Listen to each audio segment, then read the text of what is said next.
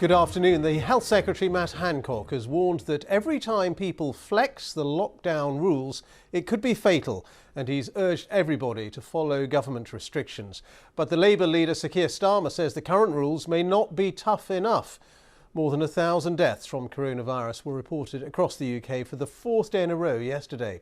A warning, our political correspondent Nick Eardley's report now does contain some flash photography. Central London this morning, as quiet as you'll ever see it. With shops shut, pubs closed, some parts of the country are deserted again.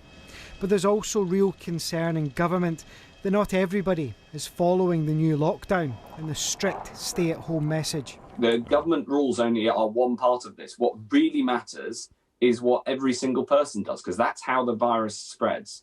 We can all do something to help, which is to stay at home, because every time you try to flex the rules, that could be fatal. The Health Secretary didn't rule out taking extra measures because there's real concern among experts about the health service and its ability to cope with a rising number of cases. We're going to go all over on three. 1, 2, 3. These pictures from London's University College Hospital give a sense of just how much strain hospitals are under. It was bad in March, it's much worse now. We've seen record numbers across the board, record numbers of cases, record numbers of hospitalisations, record numbers of deaths. We are now in the eye of the storm, so to speak, and people need to take this extremely seriously. Labour has said the government should have acted sooner, and its leader warned further measures may be needed, possibly closing England's nurseries, for example.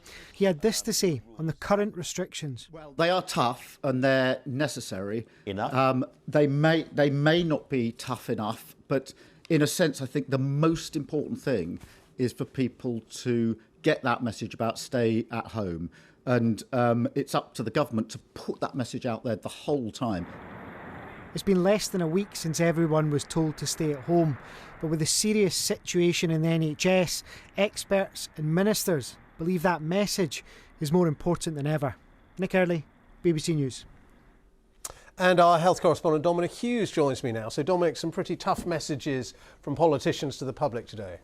Yeah, Ben, we're looking at a real contrast today, aren't we, between the hope for the future and the very grim picture of the day-to-day pressures that the NHS is facing. Let's look at the hope to start with. We have a vaccine, we have vaccines.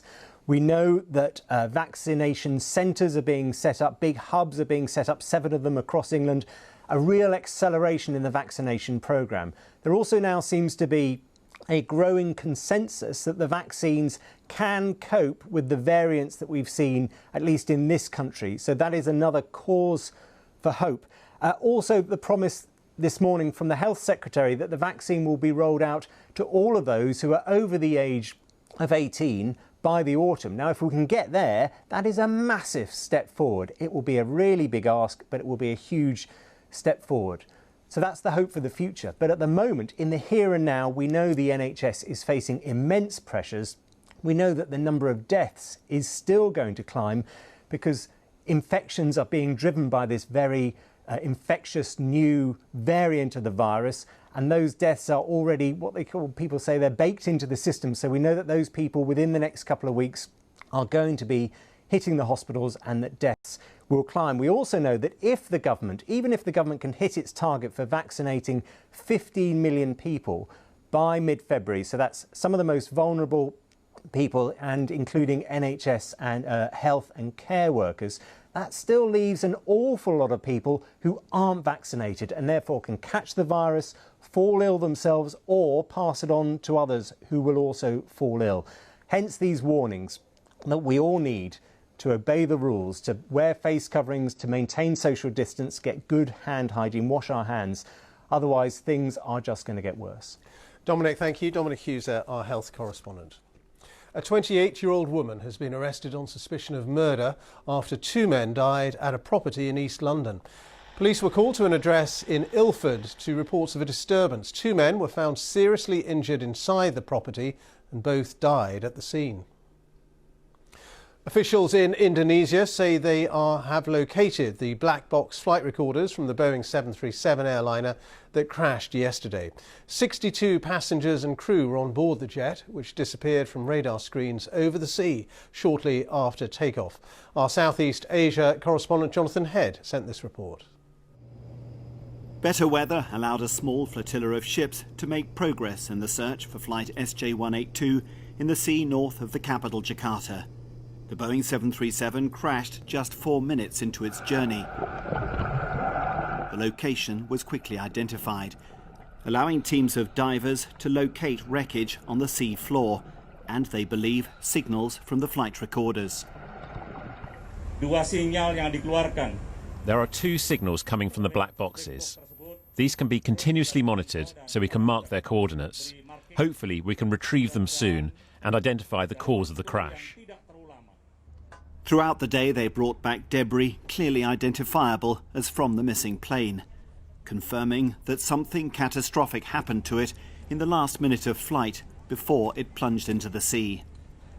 In this wreckage, there were personal items belonging to the passengers, and the authorities say they've recovered some human remains as well.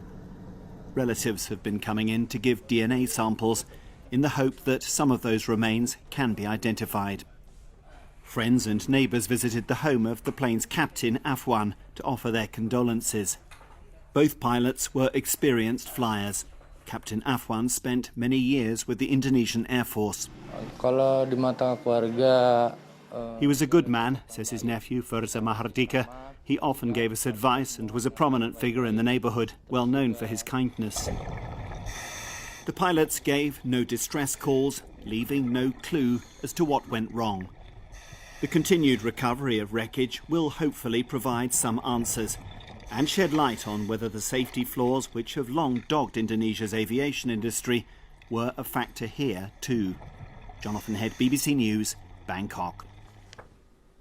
Now, when the coronavirus pandemic was still in its early stages, one of the theories about its origins involved a rare animal, the pangolin. Pangolins are amongst the most trafficked mammals in the world. Our correspondent Andrew Harding reports now on South Africa's efforts to rein in that illegal trade. A sting operation by South African police. They've lured a gang of suspected smugglers to this car park. 1, 2, 3, 4, 5, 6, 7 arrested. Inside the car, still alive, a strange and precious victim is rescued. Whose animal is this? This is a pangolin, one of the world's most endangered, most trafficked creatures. Its thick scales prized in traditional Chinese medicine, but on no scientific basis. Injured and weak, the elderly male is rushed to a dedicated pangolin clinic in Johannesburg, but too late to be saved. He's very dehydrated, and his wounds are terrible. Unfortunately, when they've been in the trade so long, their immune system is compromised, so healing takes a lot longer. Few survive, an ordeal that resembles a kidnapping, complete with proof-of-life videos like this one, sent by the poachers to potential buyers. You know, when we get them out the trade, they're absolutely terrified, where they've got no real natural enemies, and our man is their absolute downfall. This adult female was rescued and survived. Now she's well guarded at a secret location. But the species has gained new prominence after scientists began investigating possible links between pangolins and COVID-19. These are some of the most harmless creatures on the planet. But there is new evidence from China that pangolins may have helped incubate and transmit COVID-19 to humans who ate the animals. There's also the suggestion that by studying these animals, we may learn more through their immune systems about the virus itself. In the meantime, a new arrival is nursed at the clinic. 3 months old, her family trafficked. The pangolin has lived on this planet for more than 80 million years.